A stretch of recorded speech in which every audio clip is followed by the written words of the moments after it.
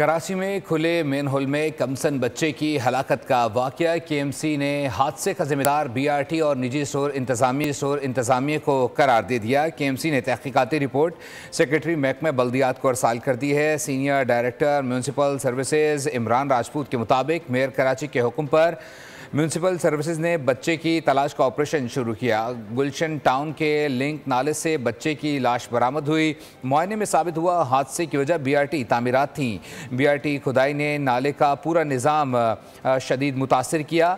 आर्जी 2 feet के cover लगाकर gutter को बंद करने की कोशिश की गई थी। रेड लाइन मंसूबे की जानिब से एक जगह मेन होल खुला रहने से सानिया पेश आया है। BRT ने काम शुरू करने से पहले KMC को आगाह नहीं किया।